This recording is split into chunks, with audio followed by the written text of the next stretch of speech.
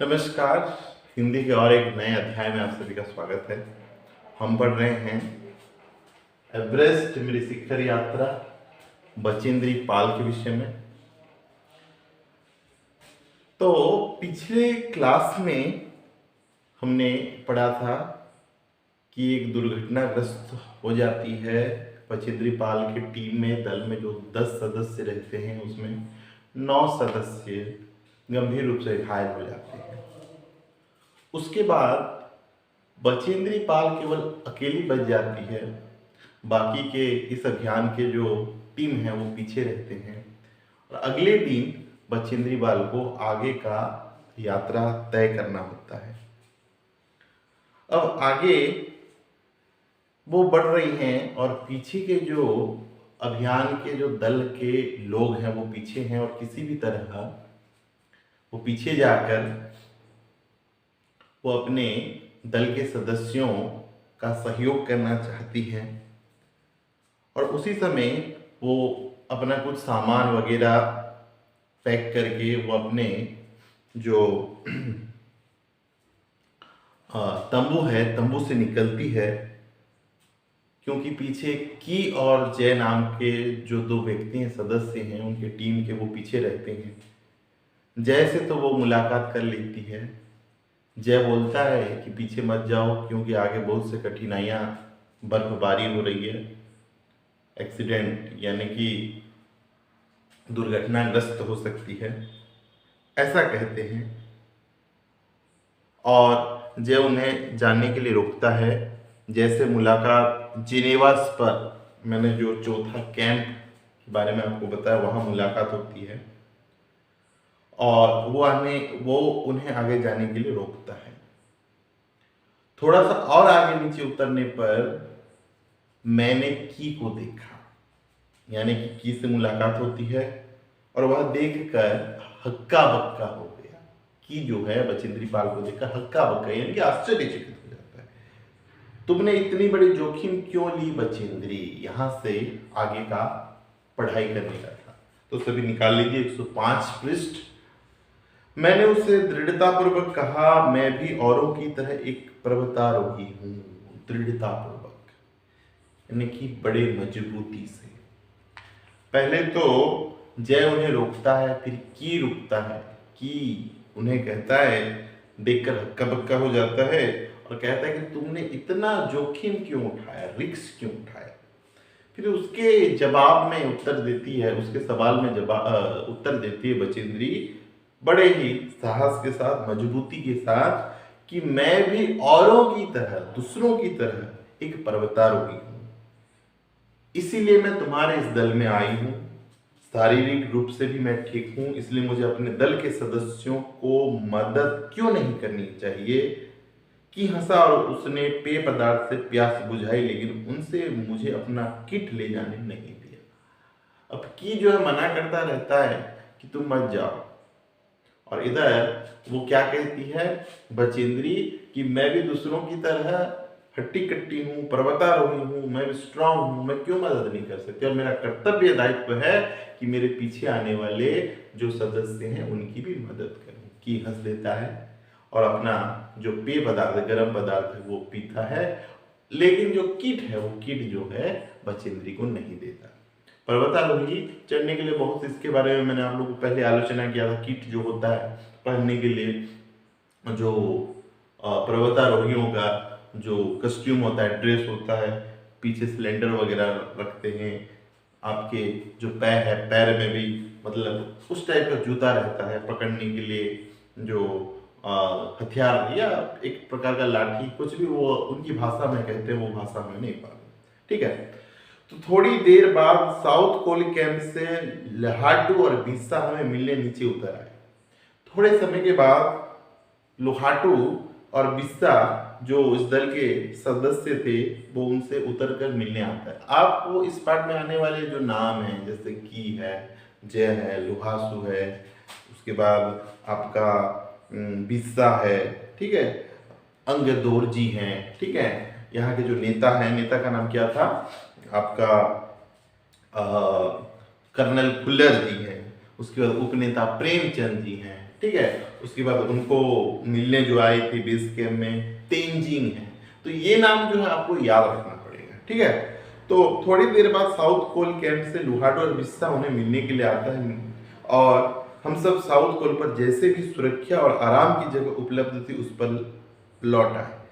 तो ये दोनों सब मिलकर जो है साउथ कोल पर पहुंचते हैं और साउथ कोल पर उन्हें जहां भी नजर आता है कि कौन सा जगह जो है सुरक्षित जगह है, आराम करने की जगह है, वो उसकी खोज कर लेते हैं और वहां पर लौट आते हैं साउथ कोल पर।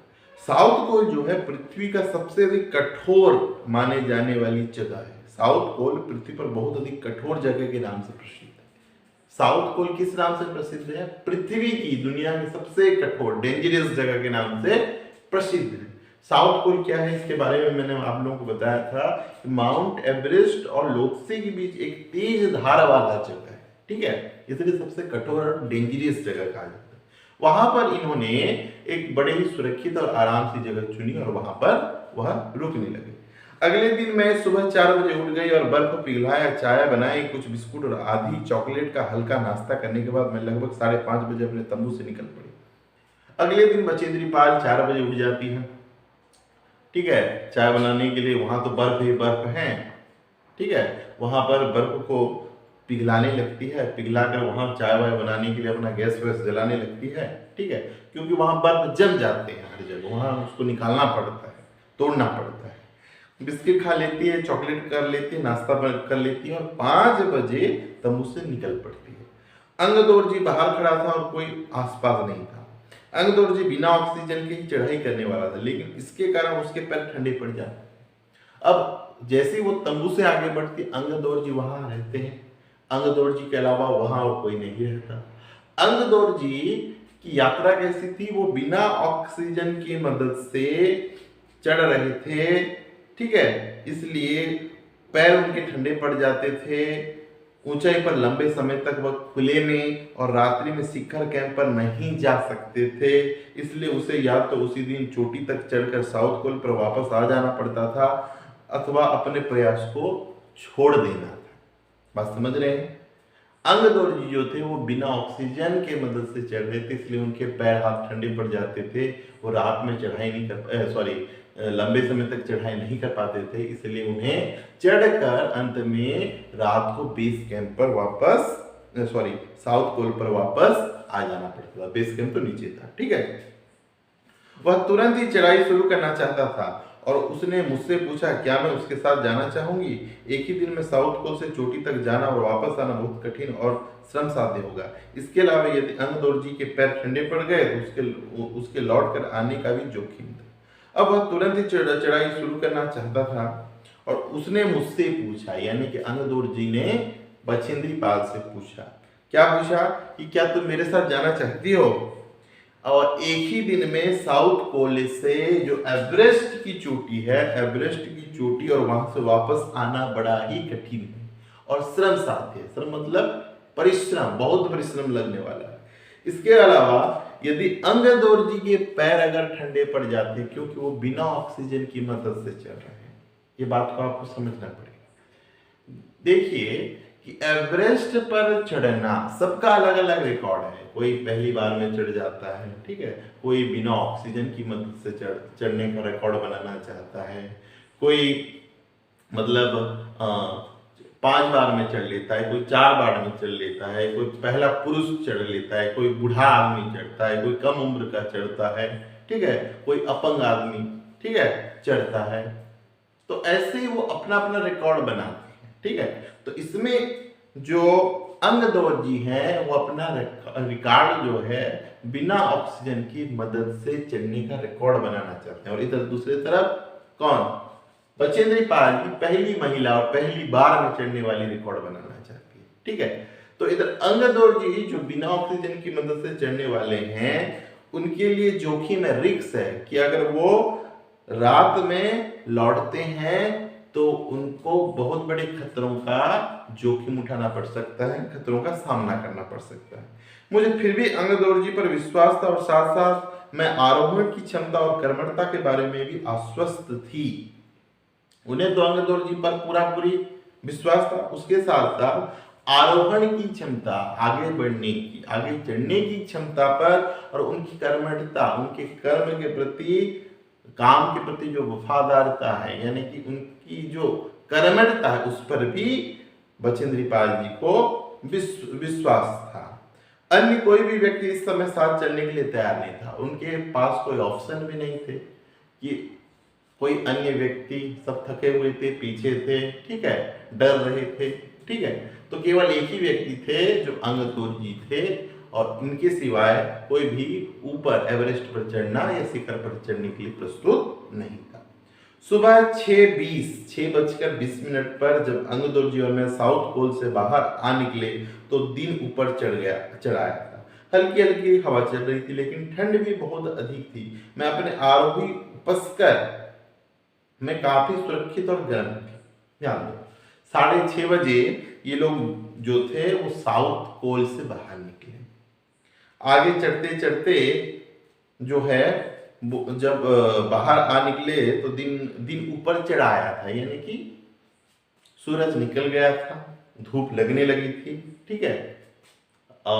दिन सुबह का शुरुआत हो चुका था, हल्की हल्की हवा चल रही थी, और इतने ठंड में भी वो आरोही उपस्कर यानी आवश्यक सामग्री, आवश्यक सामग्री यानी जो पर्वतारोही लोग जो किट पहनते हैं, किट मतलब जो ड्रेस, उनका जो पर्वतारोही लोगों का जो कपड़ा रहता है, ड्रेस किट रहता है, ठीक है, उसमें वो अपने आप को गर्म और काफी सुरक्षित महसूस कर रही थी। हमने बगैर रस्सी के ही चढ़ाई की। अंगदौर जी एक निश्चित गति से ऊपर चढ़ते गए और मुझे भी उनके साथ चलने में कोई कठिनाई नहीं। वो बिना रस्सी से आगे चल रहे थे, अंगदौर जी भी आगे निश्चित गति से ऊपर चल रहे थे। उन्हें किसी प्रकार का प्रॉब्लम, असुविधा नहीं हो रही थी, और अंगदौर जी के साथ बचेंद्री पाल को भी किसी भी कठिनाइयों का सामना नहीं करना पड़ रहा था। जमे हुए बर्फ की सीधी व ढलाऊ चट्टानें इतनी सख्त और भूरी भूरी थी मानो शीशे की चादरें बिछी। अब आगे आगे जैसे वो शिखर की ओर बढ़ते हैं, बर्फ की जो सीधी ढलाई चट्टानें हैं वो सुई की तरह थे, भूरे भूरे थे, ठीक है। सुई की तरह कैसे थे? वो बड़े ही नुकीले थे, और उस पर चढ़ना ऐसा लग रहा था मानो शीशे की चादरें, शीशा मतलब क्या होता है? कांच का चादर बिछा हुआ हो, और उस नुकीले शीशे पर ये लोग चढ़ रहे हो। हमें बर्फ काटने के लिए फावड़े का इस्तेमाल करना ही पड़ा, और मुझे इतनी सख्ती से फावड़ा चलाना पड़ा कि जिससे कि उस जमे हुए बर्फ की धरती को फावड़े के दांत काट सके।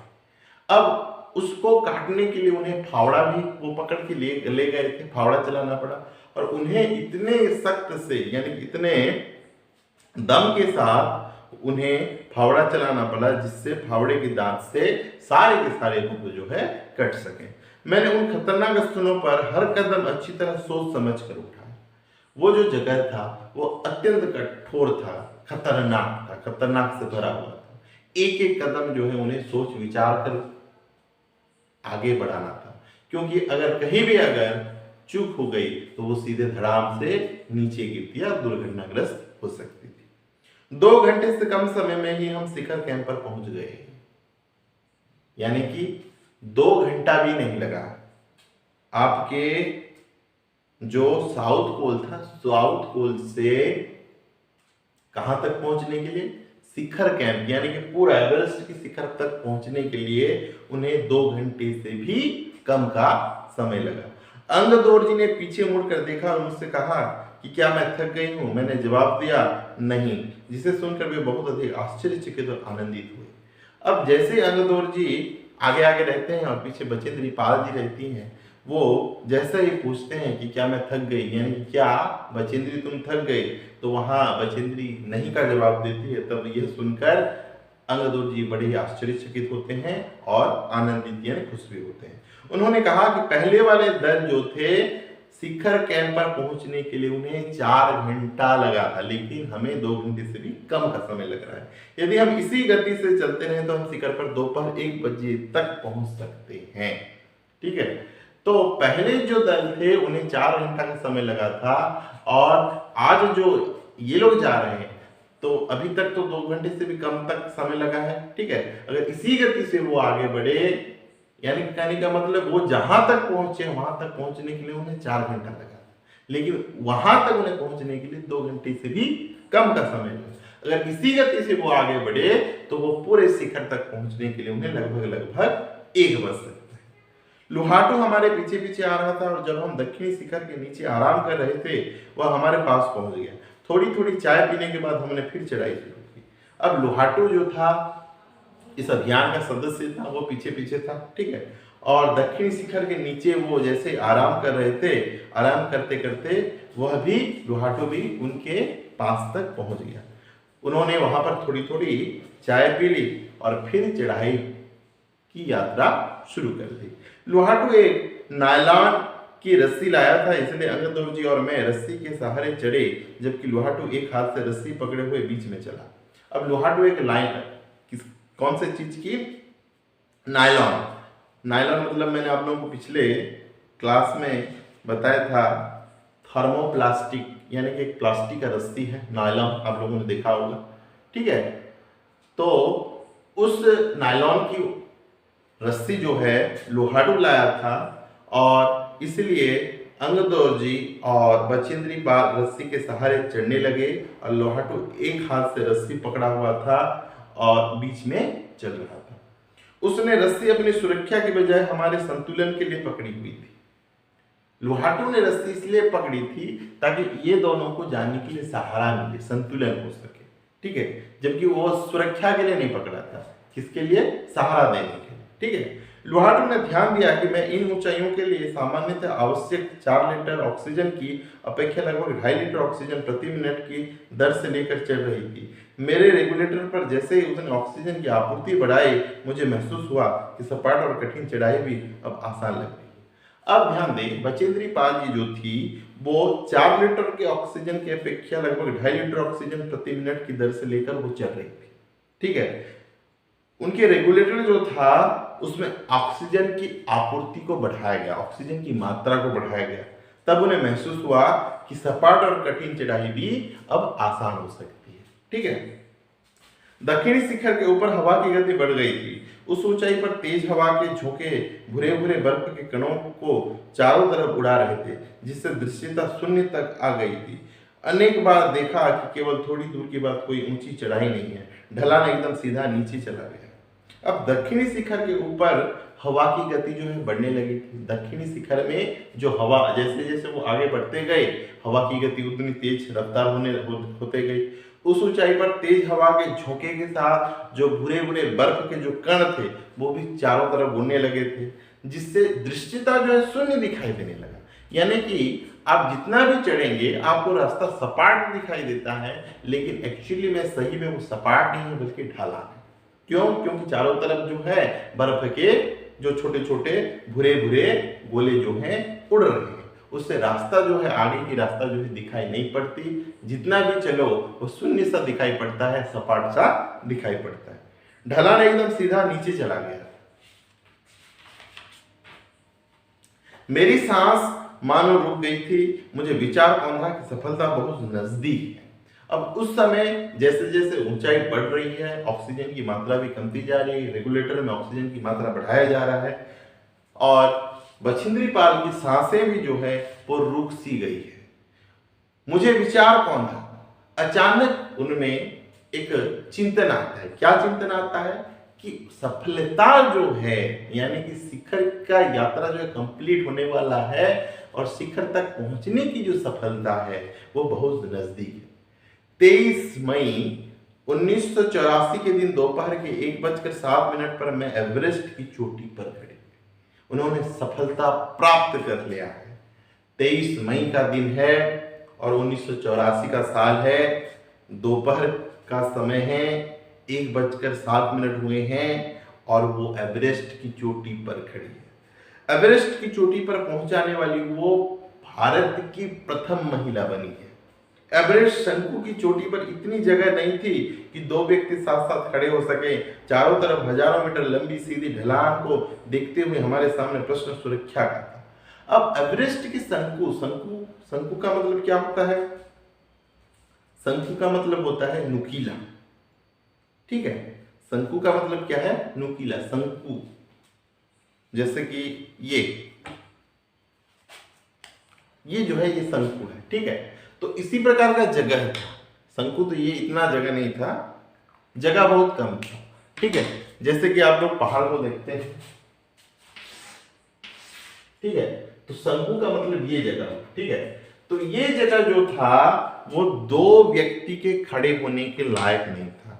चारों तरफ अगर देखें, कहीं भी देखें, उत्तर दक्षिण पूर्व पश्चिम, ठीक है, कहीं भी देखें, चारों तरफ हजारों मीटर लंबी सीधी जो है ढलान थी, हजारों मीटर सीधी ढलान थी। ठीक है, हमारे सामने प्रश्न जो है सुरक्षा, जैसे कि हम सुरक्षित रह सके, इसका था। हमने पहले बर्फ के फावड़े से बर्फ की खुदाई कर अपने आप को सुरक्षित रूप से स्थिर कर लिया। बर्फ के जो फावड़े उन्होंने रखे थे, बर्फों को काटना, बर्फों को खोदना उन्होंने प्रारंभ कर दिया, ताकि वो जहां पर स्थित है वहां पर वह सुरक्षित रह सके। इसके बाद मैं अपने घुटनों के बल बैठी, बर्फ पर अपने माथे को लगाकर मैंने सागर माथे के ताज को चूम लिया। सागर माथा, इसके पहले भी हम लोग इसके बारे में आलोचना कर चुके हैं। नेपाली लोग इसी एवरेस्ट को जो है सागर माथा कहते हैं, और बचेंद्री पाल को भी यह शब्द, यह नाम अच्छा लगा, इसलिए उन्होंने एवरेस्ट की जगह सागर माथा कहने लगे। तो सबसे पहले तो उन्होंने अपने घुटनों के बल पर वहां पर बैठ गई, फिर बर्फ पर अपने माथे को लगाकर उन्होंने सागर माथे अर्थात एवरेस्ट के ताज को चूम लिया। बिना उठे ही मैंने अपने थैलों से दुर्गा माँ का चित्र और हनुमान चालीसा निकाला। उन्होंने अपने थैले यानी कि झोले में, बैग में क्या रखा था? हनुमान चालीसा और दुर्गा माँ का चित्र, फोटो रखा था। मैंने इनको अपने साथ लाए लाल कपड़े में लपेटा, छोटी सी पूजा अर्चना की और इनको बर्फ में दबा दिया। आनंद के इस क्षण में मुझे अपने माता पिता का ध्यान आया। बचेंद्री बाल को वह जो समय था वो अत्यंत स्मरण समय था। उन्होंने छोटा सा पूजा पाठ कर लिया और उस समय उन्होंने अपने माता पिता का भी ध्यान किया। जैसे मैं उठी, मैंने अपने हाथ जोड़े और मैं अपने रज्जु नेता अंगदौर जी के प्रति आदर भाव से झुकी, जो उन्हें आगे बढ़ने के लिए प्रेरित किए। उनके साथ जो थे, उनके जो रज्जु नेता अंगदौर जी, क्योंकि उनके साथ आने के लिए कोई प्रस्तुत नहीं थे, ऑप्शन ही नहीं था, लेकिन अंगदौर जी ही ऐसे व्यक्ति थे जिन्होंने उनका साथ दिया। तो सबसे पहले तो उन्होंने अपने रज्जु नेता अंगदौर जी का आदर पूर्वक, आदर भाव से झुककर उनका क्या किया? उन्हें इस प्रोत्साहन के लिए धन्यवाद दिया। अंगदौर जी जिन्होंने मुझे प्रोत्साहित किया और मुझे लक्ष्य तक पहुंचाया, मैंने उन्हें बिना ऑक्सीजन के एवरेस्ट की दूसरी चढ़ाई चढ़ने पर बधाई दी। मैंने अभी अभी कहा था कि उन्होंने कौन सा रिकॉर्ड बनाने के लिए वो चढ़ रहे थे, बिना ऑक्सीजन की मदद से चढ़ने वाले पहले भारतीय, पहले व्यक्ति बनने के लिए। तो उन्हें भी दूसरी बार बिना ऑक्सीजन की मदद से चढ़ने का रिकॉर्ड बनाने के लिए उन्होंने उन्हें अभिनंदन किया। उन्होंने मुझे गले से लगाया और मेरे कानों में फुसफुसाया, दीदी तुमने अच्छी चढ़ाई की, मैं बहुत प्रसन्न हूँ। कुछ देर बाद सोनम पुलजर पहुंचे और उन्होंने फोटो लेनी शुरू कर दी। इस समय तक लोहाटू ने हमारे नेता को एवरेस्ट पर हम चारों के होने की सूचना दे दी। तब मेरे हाथ में वॉकी टॉकी दिया गया। कर्नल खुल्लर हमारी सफलता से बहुत प्रसन्न थे। कुछ देर बाद वहां सोनम पुलजर भी पहुंच गई और उन्होंने वहां का फोटो ले लिया। इस समय तक लोहाटू भी हमारे नेता को एवरेस्ट पर हम चारों के होने की सूचना भी दे दी थी। चार कौन कौन थे? लोहाटू थी, ठीक है, सोनम थी, और कौन थे? स्वयं बचेंद्री पाल थी, और उनकी जो रज्जु नेता थे अंगदौर जी थे। ठीक है, तो इन चारों के होने की सूचना वो अपने टीम के जो नेता थे, लीडर थे, कौन थे? कर्नल खुल्लर। तो इन चारों के होने और उनके सफलता की सूचना भी बहुत प्रसन्नता से दे दी। मुझे बधाई देते हुए उन्होंने कहा, मैं तुम्हारी इस अनूठी उपलब्धि के लिए तुम्हारे माता पिता को बधाई देना चाहूंगा। कर्नल खुल्लर बहुत खुश हुए और बचेंद्री पाल को बधाई दी और उनसे बात किया और कहा कि मैं जो है तुम्हारी इस अनूठी उपलब्धि के लिए तुम्हारे साथ साथ तुम्हारे माता पिता को भी बधाई देना चाहता हूँ। वे बोले कि देश को तुम पर गर्व है। कर्नल खुल्लर जी बचेंद्री पाल जी से कहती हैं कि मुझे ही प्रसन्नता नहीं हो रही है, तुम्हारे माता पिता को भी प्रसन्नता होगी और तुम्हारे माता पिता के साथ साथ पूरे देश को प्रसन्नता होगी। तुम पर पूरे देश को गर्व होगा। क्यों?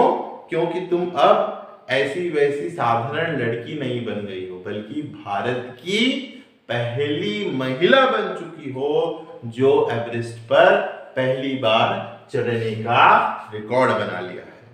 और अब तुम ऐसे संसार में वापस जाओगी जो तुम्हारे अपने पीछे छोड़े हुए संसार की एकदम भिन्न होगा। तुम एक सेलिब्रिटी बन जाओगी। आज तुम्हें संसार के लोग जानने लगेंगे। तो इसी तरह यह कक्षा जो समाप्त होती है। एवरेस्ट मेरी शिखर यात्रा बचेंद्री पाल की आत्मकथा जो है समाप्त होती है। आप जो एक बार पुस्तक को भी पढ़ लीजिएगा और यहाँ के जितने भी शॉर्ट क्वेश्चन बनते हैं, यहाँ के जितने भी नाम हैं, उसको आप अपने दिमाग में अच्छी तरह से बैठा लीजिएगा। पाठ बहुत सरल था, अत्यंत सहज और सरल भाषा में था। आप मेरा वीडियो देखिए और कहीं भी अगर आपसे असुविधा होती है, समझने में कठिनाइयां होती है, आप बेझिझक मुझसे संपर्क कीजिए, पूछिए। धन्यवाद।